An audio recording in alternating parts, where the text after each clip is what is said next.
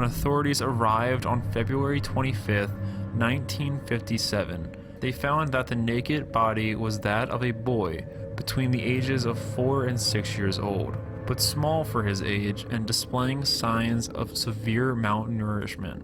His hair had been hastily, closely cropped into a sort of bowl-style cut, possibly just before or after death, as there had been clumps of hair still clinging to his body. The body was covered with bruises as if he had been severely beaten, but yet had been carefully, almost lovingly arranged in the box with his arms gently folded over his chest. Further examination of the body turned up some interesting clues. His fingernails had been carefully trimmed, and his hands and feet showed evidence that the body had been submerged in water for a long period of time, either just before or after the death, perhaps because he had been bathed. An examination of his eyes found that he had possibly suffered from chronic eye ailment of some sort. On the boy's ankle and groin had been scars and indications of having undergone surgery, and he had another scar under his chin.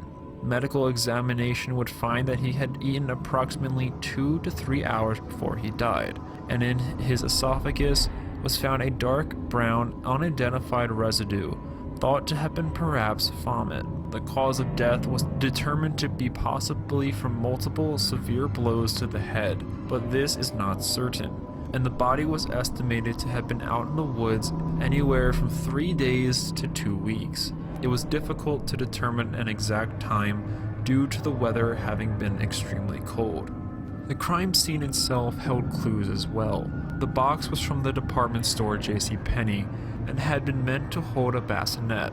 The investigators found it promising that the box still had the manufacturer's serial number visible upon it, meaning that they could find out the exact shipment that it had come from. Additionally, there was even the address of JCPenney's that it had been bought at, which had been located only about 15 miles away. Not too far away from where the box had been dumped, there also was found a cap with a distinguished leather strap and buckle. The boy's fingerprints had been taken, pictures were heavily circulated, and authorities thought that they would quickly get to the bottom of the crime, but they would be proven wrong.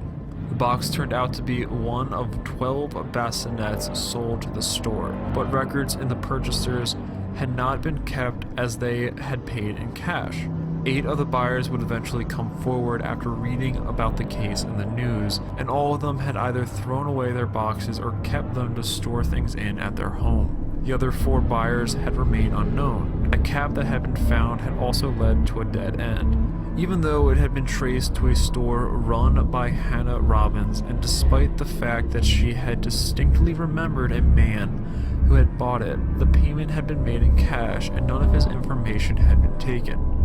Authorities had painstakingly gone door to door to every shop in town with pictures of the boy and the cap, but no one could recall even having seen either. The boy himself would prove to be the most frustrating and mysterious of all. His fingerprints were ran through hospital records and extensive databases, but did not come back with a single result. It was also found that no one had any record of a missing child fitting the description of what the media was calling the boy in the box. And despite hundreds of thousands of flyers and notices sent out nationwide, as well as countless law enforcement bulletins, including the FBI Law Enforcement Bulletin, no one had come forward who knew about the boy. No family, no friends, no doctors, no one. Orphanages all over the country were also approached, but none of them had any information or knowledge about the boy as well. The American Medical Association passed out details on the boy's surgical scars in the hopes that a doctor somewhere may know him, but no one would come forward. Frustrated, authorities even went as far as to widely circulate photos of the boy fully dressed and in a sitting position to make him look more lifelike, but there was still nothing. Authorities did everything humanly possible to track down any hint of who the boy could be, and came up empty-handed every time. Some possible leads trickled in, but none of them led anywhere. And with the total anonymity of the boy, and with the lack of any records whatsoever, it was as if he never existed at all. It was totally baffling, as surely someone must have known him, and there must have been a worried parent or playmate out there who would have seen all of the media attention, but there was nothing at all. The boy was a complete cipher, as was whoever had killed him. It wasn't even known exactly how he died. The only person questioned on the crime was Frederick Benosis, the second person who had discovered the box, but he was soon cleared and released. With nothing to go on and the case unsolved, the mysterious boy was buried in Potter's Field on January 24th, 1957, with money gathered together by various detectives on the puzzling case. The boy's simple gravestone read, "Heavenly Father, bless this unknown boy. February 25th, 1957. Although the case was officially closed cold, there were some detectives and investigators who refused to let it go, becoming somewhat obsessed even, determined to get to the bottom of the mystery. Every possible clue had been pored over, and there were even psychics brought in to work on it, but it was futile, with no new answers forming out of the clouds of questions orbiting the case. Some possible leads did sporadically come about. One initially promising lead was a foster home just 1.5 miles from where the body was discovered, which was pointed out by a psychic that had been brought in out of desperation by medical examiner Remington Bristow, who had become one of the most tireless investigators on the case.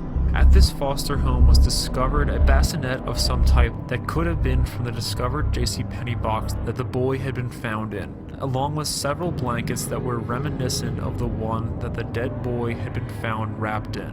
Bristow suspected that the boy was living there and had been killed by someone in the home, possibly even the owner, Arthur Nicoletti, either intentionally or accidentally, but there was no concrete evidence to show that the home had even had the boy in the first place, and certainly nothing solid to link them to the crime.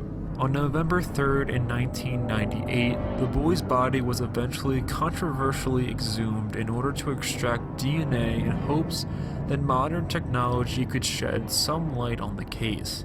But this also led nowhere, and the body was reinterred in November 11th, 1988, at the Ivy Hill Cemetery in Cedar Brook, Philadelphia, on a donated plot, and with the headstone reading America's Unknown Child. Another theory came forward in 2002 when a woman from Cincinnati, Ohio, only known as M, claimed that she had known what had happened to the mysterious boy. In a disturbing testimony, M claims that in 1954, her mother had purchased the boy from his parents for cash, after which he had been subject to horrific physical, psychological, and sexual abuse.